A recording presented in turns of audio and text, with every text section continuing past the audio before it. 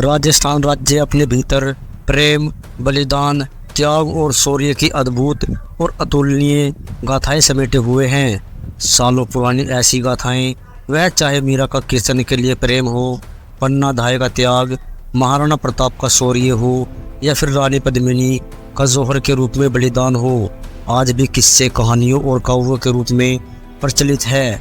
षड्यंत्र और धोखेबाजी के किस्से भी अनगिनत हैं जो इन किलों की दीवारों में कैद हैं।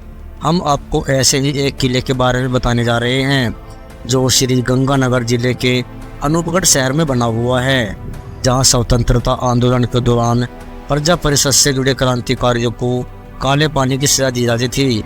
प्रजा परिषद के कई क्रांतिकारियों को इस किले की काल कोठरियों में बंद कर यातनाएं दी जाती थी। खंडर में तब्दील हो रही इन कोठरियों की दीवारें आज भी उन यातनाओं की मुँह गवाही दे रही हैं। इस किले का निर्माण लगभग 346 साल पहले हुआ था। श्रीगंगानगर जिले के अनूपगढ़ किले का निर्माण बीकानेर रियासत के राजा अनूप सिंह ने साल 1678 में करवाया था। अनूपगढ़ को पहले चुगेर के नाम से जाना जाता था। करीब 346 साल पहले सन 1678 में राजा अनूप सिंह ने पुराने गढ़ को ध्वस्त कर नया दुर्ग बनवाया और इसका नाम चुगेर से बदलकर अपने नाम पर ही अनूपगढ़ रख दिया था। देश में जब आज़ादी की लड़ाई शुरू हुई तो बीकानेर रियासत में भी अंग्रेजी हुकूमत के खिलाफ विद्रोह के स्वर उठने लगे थे। बीकानेर रियासत के क्रांतिकारी प्रजा झंडे तले आंदोलन चलाने लगे तो शासकों की त्रिकुटियां तन गई और आंदोलन को कुचलने के लिए क्रांतिकारियों की गिरफ्तारी शुरू हो गई। गिरफ्तार क्रांतिकारियों को रियासत के अलग अलग ठिकानेदारों के यहाँ बने यातना गृहों में रखा जाता था। तब उस समय अनूपगढ़ के किले को काले पानी की सजा के रूप में चुना गया। इतिहासकारों के अनुसार अनूपगढ़ के आसपास तब इंसानी बस्ती का नामो निशान तक नहीं था, बस दूर दूर तक रेत का समंदर पसरा हुआ था। किले की काल कोठरियों में क्रांतिकारियों को यातनाएं दी जाती थी और उनकी चीखें वहीं दबकर रह जाती थी।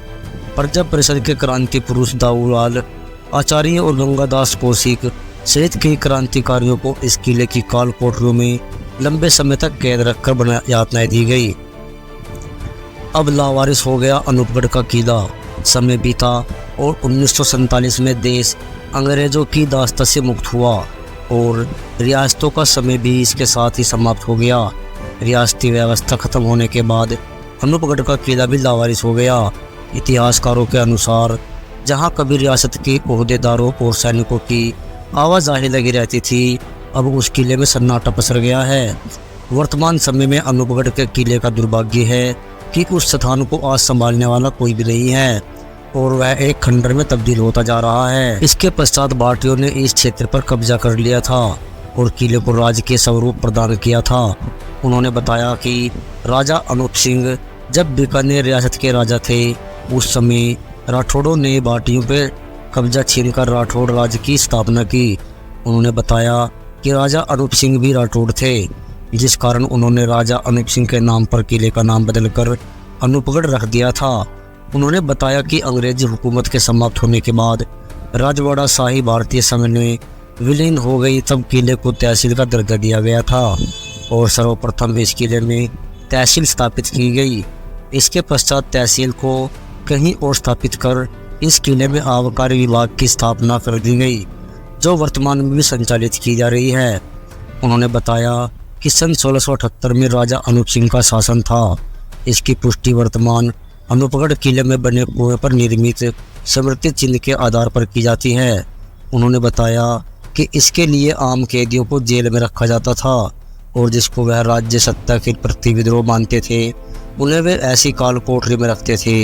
इस काल कोठरी में आमजन से संपर्क करना नामुमकिन होता था, जिसे आम भाषा में काले पानी की सजा भी कहा जाता है।